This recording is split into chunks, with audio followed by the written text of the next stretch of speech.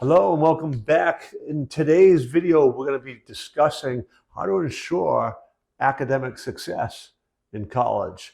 So if you're going to be investing tens of thousands of dollars in your college education, hopefully you want to be successful in that endeavor. So we'll be talking about how to do that in today's video.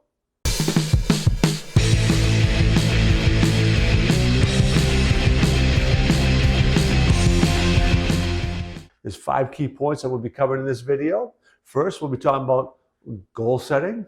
Number 2, we're going to be talking about your habits, specifically your study habits. Number 3, we really want to be taking a look at college resources and how you can utilize those. Of course, as a mindset mentor, we got to be talking about your mindset. And number 5, how to balance out your social aspect and academics. We'll cover all that in this video. Goal setting gets talked about a lot in any area where we're talking about success, because really any professionally, academically, athletically, whatever it is, writing down goals are crucial for maximizing your output, trying to get what you really want to accomplish. We've got to organize those goals and write them down. There's some structure that should be followed, right? Many of you have already probably heard about the SMART goals, that acronym. So when you're writing goals down, they should be specific and you should be able to measure them. So with an academic standpoint, that becomes a little bit easier. That's a very measurable data point, right? So we've got specific, we've got measurable, attainable. Now, that's a little bit kind of gray area, right? What is attainable? How do we determine what attainable is? And one rule of thumb would be, if you're setting a goal that's way beyond anything that you've ever achieved or even have a model for achievement, that might be pushing the bar too high, all right? The other one is it needs to be relevant, okay? So that's the R aspect. It really needs to be relevant to what you are pursuing. So you want to be, when you're academically speaking, we want to be talking about specific goals related to anything that is dealing with your grades that you're going to be getting in college. And then timed. And this is one that people whiff on a lot. And what we're talking about there is you want to be timing this and writing this in a time so that it's happening now. If you say, I will be doing this, that language is future-based, and it will always be future-based. So it keeps pushing that goal out in the future. So you want to be thinking about how you write that down timing-wise. Beyond that, it's like, is this going to be a 90-day goal, 1-year goal, 3-year goal? That's the other aspect of time. Once you've kind of got your goals down, habits, right? I talk about habits a lot. It's one of the essential aspects of developing habits for becoming successful in anything. You've got to have these success habits built in your life. So study habits, there's certain things you want to be looking at. And you want to be kind of also judge yourself. What are your habits around time of day? Like, when do you study best? When would be the best time to get your studying in? Location. Where's a good place for me to study? What are the tools I need to have around so when I study, I can efficiently take the information, process it, and learn about and remember those things, right? Those are things you want to begin thinking about with a study. And then consistency.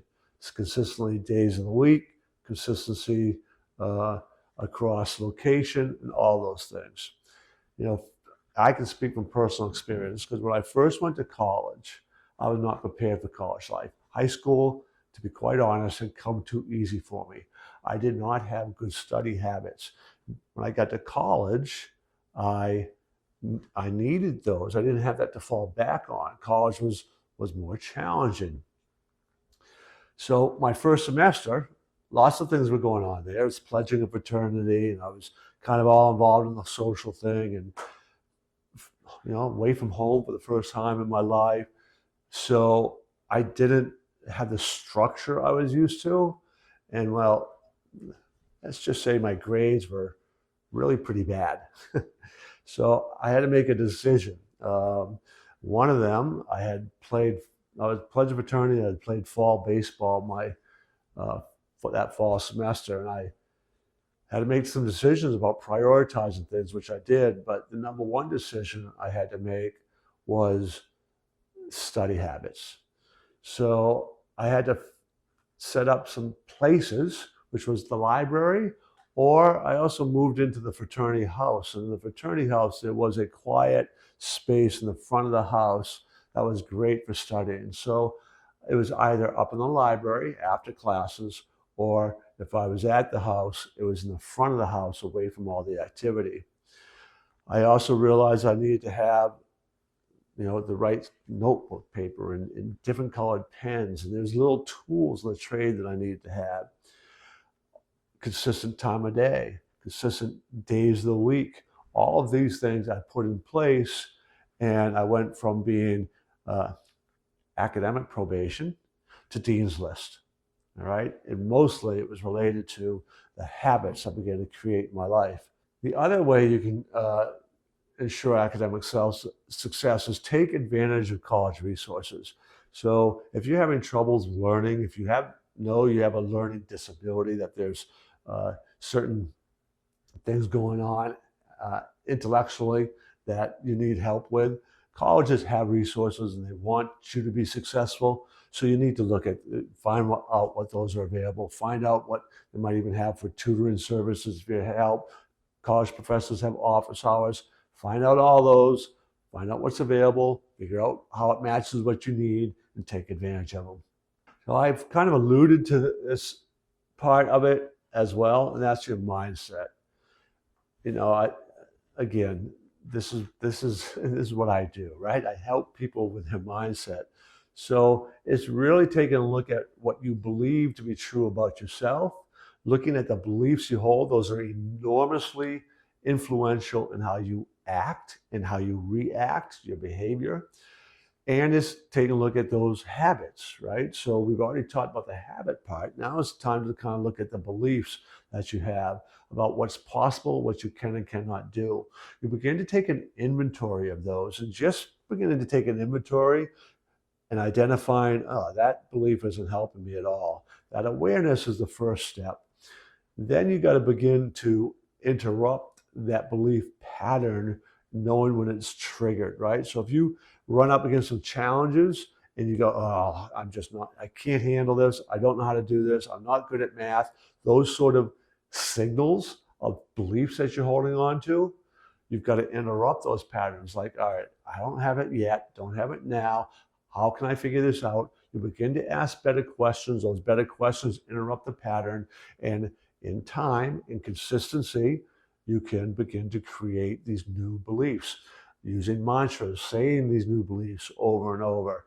It takes some effort on your part, but that's how you begin to do it. Again, there are quicker and other ways to try to attack those beliefs, but that typically requires somebody else. What I just told you is a way that you can begin to do that on your own. So one of the great challenges for young people when they're going to college is figuring out how to balance the social and academic pieces.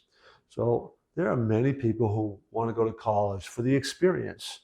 Yes, they want the education, the degree that comes with it, of course, but the experience of being at college has a really high value to them. And that can be okay unless you're like me, where that experience part begins to put you at risk of not even being able to get that degree, right?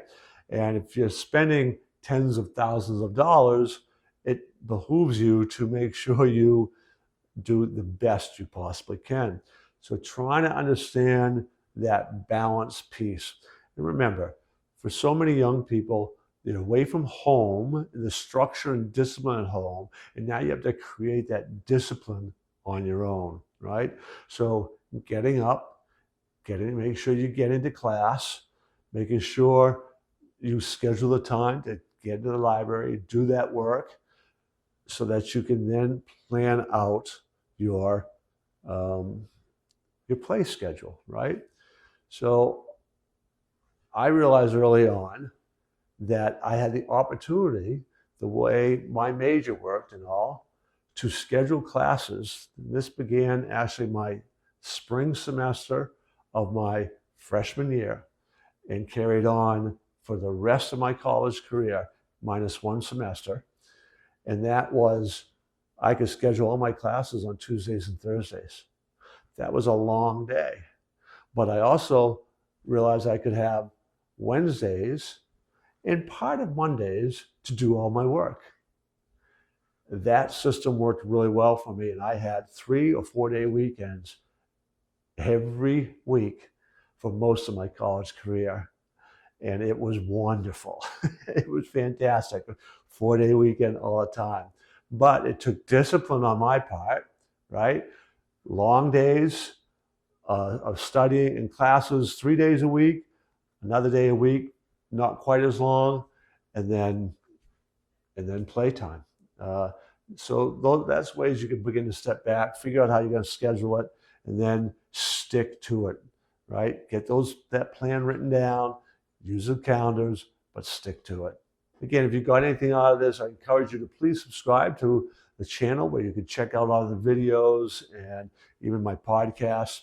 But you also might be interested in registering for our free webinar, Empower in Excel, and that will go into a little more in depth about some mindset related issues that can really help you out. So check that out today, and I'll see you in the next video.